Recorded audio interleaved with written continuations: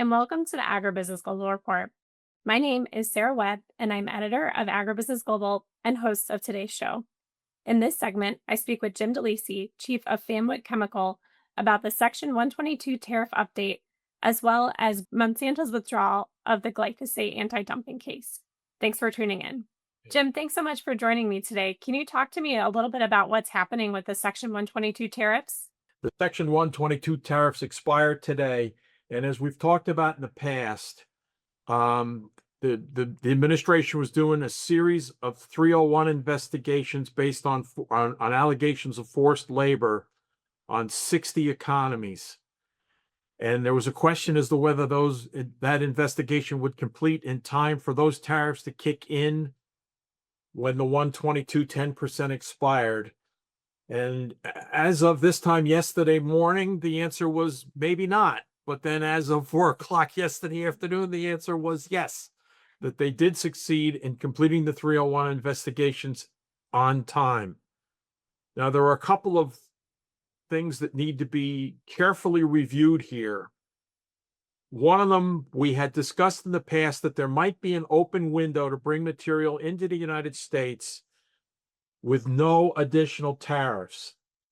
What the new Section 301 says concerning dates, the additional rates of duty are applicable with respect to products that are entered for consumption or withdrawn from warehouse for consumption on or after 12:01 a.m. Eastern Time on July 24, 2026, except for goods loaded onto a vessel at the port of loading and in transit on the final mode of transportation at 12:01 a.m. Eastern Time on July 24th and entered for consumption or withdrawn from warehouse for consumption before 12:01 a.m. Eastern Time on July 28, 2026 shall not be subject to such additional duty.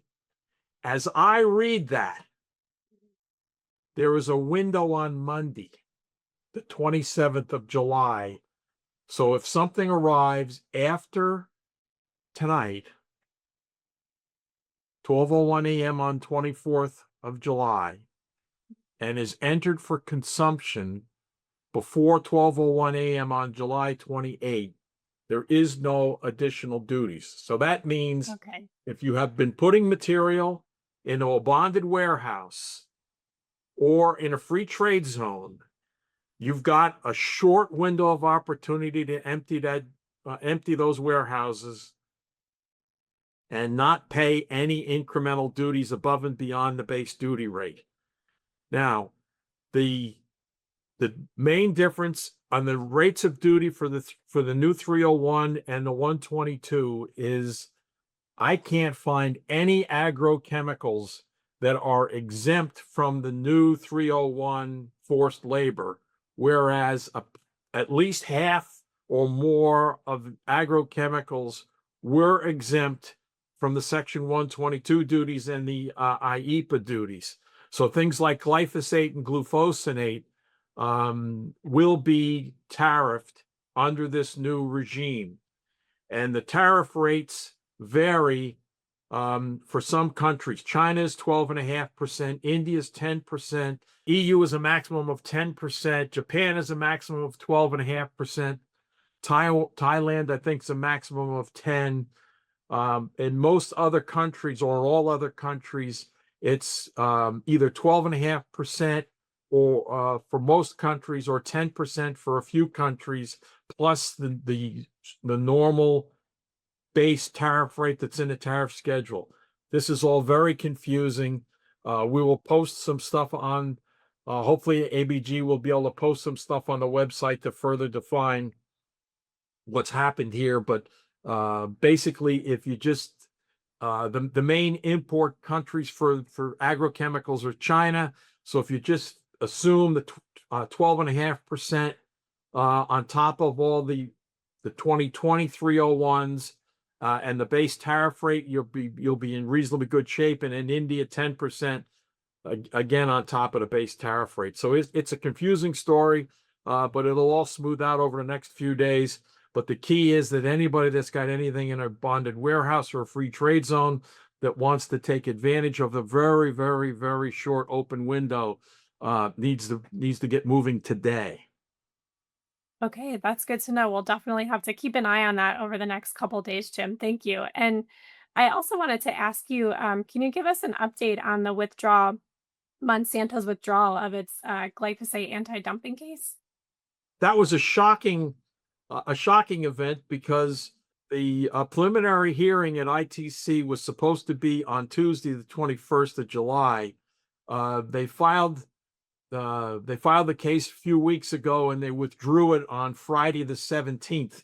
I can't remember. I've been watching dumping cases for a long time. I can't remember a single instance where a case got withdrawn before the preliminary hearings were held.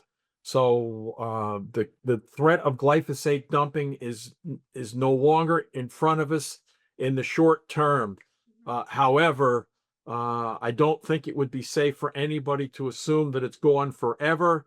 There's obviously a significant amount of work going on within Bayer concerning the fate of Bayer CropScience, which they have been very publicly trying to divest for many years. And it frankly, to me, it would have made sense to hold off on making a decision on glyphosate dumping until after there was a decision as to what was to happen with Bayer CropScience itself. And so that if there is a future action that impacts the ownership of Bayer CropScience, the new players would have every right to refile that dumping case in the future. So this may just be a notice of things to come over the next couple of years as the agrochemical industry sorts out the current issues that are impacting the overall profitability of just about everybody in the business. Definitely another thing for us to keep an eye on. Well, thank you again, Jim, for taking the time to discuss both of those items. We appreciate your insights. Thank you, Sarah. It's nice to be with you. Thanks again for joining for this segment of the AgriBusiness Global Report. I'm your host, Sarah Webb. Until next time.